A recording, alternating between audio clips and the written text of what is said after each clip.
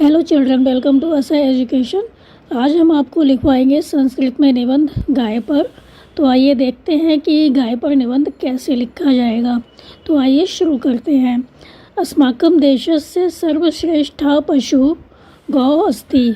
अस्माकं देशस्य हमारे देश का सर्वश्रेष्ठ पशु सबसे श्रेष्ठ पशु गौ अस्ति गाय है। हमारे देश की सबसे श्रेष्ठ पशु गाय है। अस्माकं देशे धेनुम गौ माता इति मतः।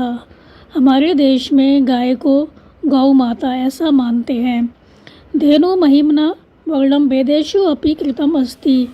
गाय की महिमा का वर्णन वेदों में भी किया जाता है। गौ अस्मभ्यम मधुरम दुग्धम ददाति।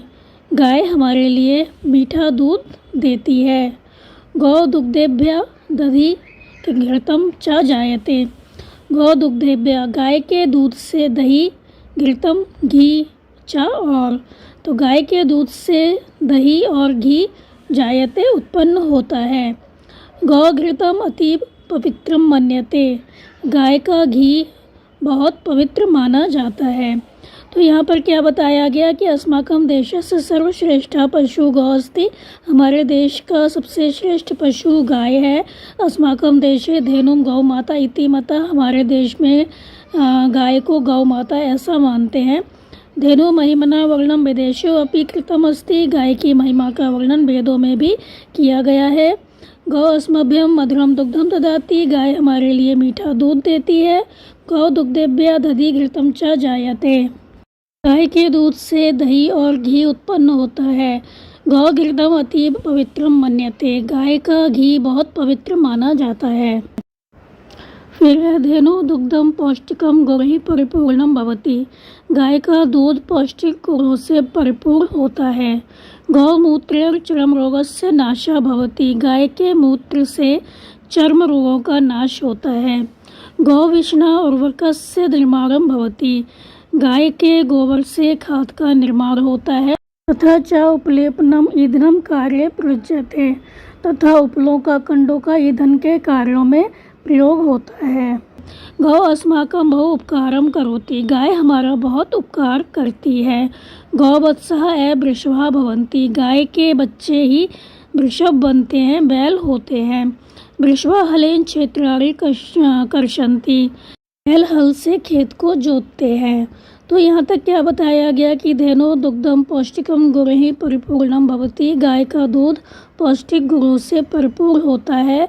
गौमूत्रेण चर्म रोगस्य नाशः भवति। गाय के मूत्र से चर्म रोगों का नाश होता है। गौविष्णा उर्वरकस्य निर्माणं भवति। गाय का जो गोबर होता है वो खाद के निर्माण के लिए होता है, मतलब खाद बनती है।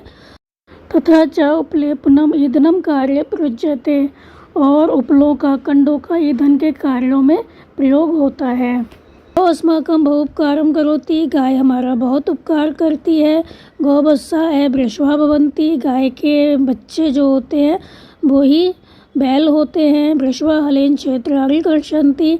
बैल हल से खेत को जोतते हैं। गौ घासम तृणम च खादति। गाय घास और तिनके खाती है। गौ अस्मभ्यम अति उपयोगी अस्ति। गाय हमारे लिए बहुत उपयोगी है।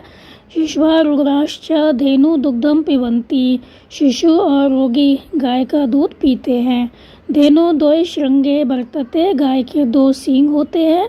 तस्य एकम दीर्घ पुच्छम अस्ति। उसकी एक लंबी पूंछ होती है। तो यहाँ पर क्या बताया गया कि गाय घास और तिनके खाती है। गौ अस्मभ्यम अति उपयोगी अस्ति। गाय हमारे लिए बहुत उपयोगी होती है। शिशुः रुग्णाश्च धेनु दुग्धम पिबन्ति। बच्चे और रोगी गाय का दूध पीते हैं। धेनु द्वय श्रृंगे वर्तते। गाय के दो सींग होते हैं। तस्य एकम दीर्घ पुच्छम अस्ति। उसकी एक लंबी पूंछ होती है।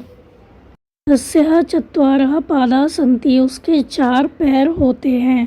धेन्वः शुक्ला श्यामा रक्ताश्च भवन्ति। गाय सफ़ेद, श्यामली और लाल रंग की होती है, लाल होती है। हम लिख सकते हैं धेनूनां विविधा वर्णा भवन्ति। गाय अनेक रंगों की होती हैं। केचन जना धेनुं हन्ति इदम उचितम न अस्ति।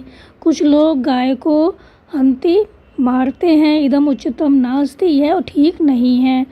धेनु जीवनदायिनी अस्ति, गाय जीवनदायिनी होती है। गौ पशु न अस्ति, गाय पशु नहीं है। सा माता अस्ति, पिता अस्ति, देवता अस्ति। वह माता है, पिता है, देवता है। तो यह बताया गया, यहाँ पर एक बार और समझ लेते हैं। तस्या चत्वारः पादा सन्ति, उसके 4 पैर होते हैं। धेन्वः शुक्ला श्यामा रक्ताश्च भवन्ति, गाय सफ़ेद श्यामली और लाल होती है। केचन जना धेनुम हन्ति, कुछ लोग गाय को मारते हैं। इदम उच्चतम न अस्ति, ये उचित नहीं है। धेनु जीवनदायिनी अस्ति, गाय जीवनदायिनी है। गौ पशु न अस्ति, गाय पशु नहीं है। सा माता अस्ति, पिता अस्ति, देवता अस्ति। वह माता है, पिता है और देवता है। मतलब जो गाय होती है उसको हम अपनी माता मानते हैं, पिता मानते हैं और देवता मानते हैं, क्योंकि हमारे यहाँ गाय पूजी जाती है, माता के समान पूजी जाती है। तो हमारी माता भी है, पिता भी है और देवता भी है हमारे लिए। तो ये था आपका गाय पर निबंध। उम्मीद है आपको समझ में आया होगा।